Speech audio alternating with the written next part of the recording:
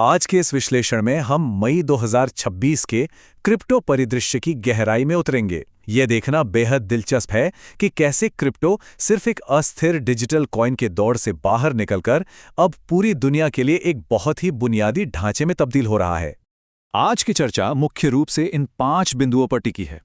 Bitcoin की बाजार में मौजूदा स्थिति, संस्थागत वित्त में आ रहे बड़े बदलाव, एआई इंफ्रास्ट्रक्चर की ओर मुड़ता हुआ रुझान, सुरक्षा और नियमों से जुड़े जोखिम और अंत में ऑल्ट कॉइन्स तथा मीम कॉइन्स के बदलते ट्रेंड्स। शुरुआत करते हैं पहले बिंदु से, जो है बिटकॉइन का बाजार में लचीलापन। हाल ही में दुनिया भर में भारी भू राजनीतिक तनाव और बाजार में काफी उथल-पुथल देखने को मिली है, लेकिन इसके बावजूद बिटकॉइन का प्रदर्शन सच में चौंकाने वाला है।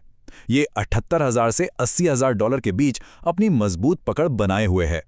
ये जबरदस्त स्थिरता पूरे क्रिप्टो बाजार के लिए एक बहुत बड़ा और सकारात्मक संकेत है। और ये मजबूती कोई इत्तेफाक नहीं है। बड़े संस्थान इस तकनीक पर गहरा भरोसा जता रहे हैं। आर्क इन्वेस्ट का तो ये भी अनुमान है कि 2030 तक बिटकॉइन का मार्केट कैप $16 ट्रिलियन के विशाल आंकड़े को छू सकता है। ये दिखाता है कि लंबी अवधि के लिए बाजार में कितना भारी आशावाद मौजूद है।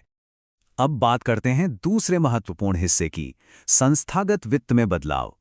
पारंपरिक वित्त जगत अब सिर्फ दूर से तमाशा नहीं देख रहा है। जरा इस आंकड़े पर गौर करें। वीजा ने स्टेबल कॉइन सेटलमेंट में $7 बिलियन का आंकड़ा पार कर लिया है। इसका सीधा सा मतलब है कि पारंपरिक वित्तीय तंत्र अब डिजिटल संपत्तियों की गति और कम लागत को अपने रोजमर्रा के कामकाज में पूरी तरह से अपना रहा है।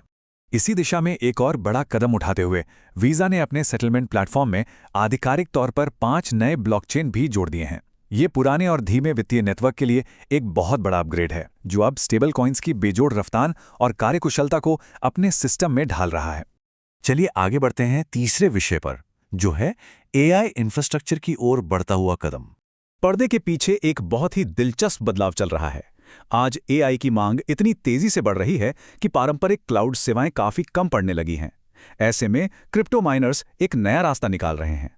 वे अपनी विशाल कंप्यूटिंग शक्ति का इस्तेमाल करके भारी भरकम एआई डेटा केंद्रों में तब्दील हो रहे हैं। इसका एक बेहतरीन और जीता जागता उदाहरण है राइट प्लेटफॉर्म्स। यह कंपनी अपने AMD डेटा सेंटर सौदे का विस्तार कर रही है और अपना पूरा फोकस एआई की ओर कर रही है। यह उनके पारंपरिक माइनिंग मॉडल में एक बहुत बड़ा बदलाव है, ताकि एआई की इस बढ़ती मांग का पूरा फायदा उठाया जा सके। लेकिन हर नई तकनीक के साथ कुछ खतरे भी जुड़े होते हैं। तो आइए देखते हैं चौथा बिंदु, सुरक्षा जोखिम और विनियमन। यहाँ एक बहुत ही चिंताजनक विरोधाभास सामने आता है।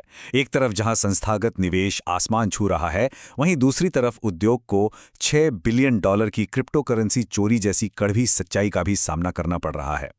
ये भारी भरकम रकम दिखाती है कि सिस्टम में अभी भी कितनी बड़ी और गंभीर कमजोरियां मौजूद हैं। और जब आम लोगों के रिटायरमेंट खाते और 401k प्लान्स पर इन जोखिमों का साया पड़ने लगे, तो सख्त कदम उठाना लाजमी हो जाता है। यही वजह है कि अमेरिकी सीनेट तेजी से एक नए बाजार संरचना बिल पर काम कर रही है। इस बिल का मुख्य उद्देश्य स्टेबल कॉइन्स को विनियमित करना और आम निवेशकों के पैसे को सुरक्षित रखना है। अब आते हैं आज की चर्चा के 5वें और अंतिम हिस्से पर, ऑल्ट कॉइन्स, मीम कॉइन्स और ट्रेंड्स। अगर बुनियादी लेयर 1 नेटवर्क्स की बात करें तो वहां भी काफी हलचल है। इथीरियम अपने तकनीकी बढ़त बनाए रखने के लिए पूरी तरह से तैयार है और इथीरियम फाउंडेशन के जरिए नेटवर्क के विकास प्रयासों को एक बार फिर से बेहद आक्रामक तरीके से तेज कर रहा है। वहीं ऑल्ट कॉइन का बाजार इस समय काफी बटा हुआ नजर आता है। डेटा के आधार पर देखें तो एक बिल्कुल स्पष्ट और निष्पक्ष तस्वीर उभरती है। पहली तिमाही में टोकन युक्त सोने में तेजी से वृद्धि हुई है और डॉज कॉइन का प्रदर्शन भी काफी मजबूत रहा है।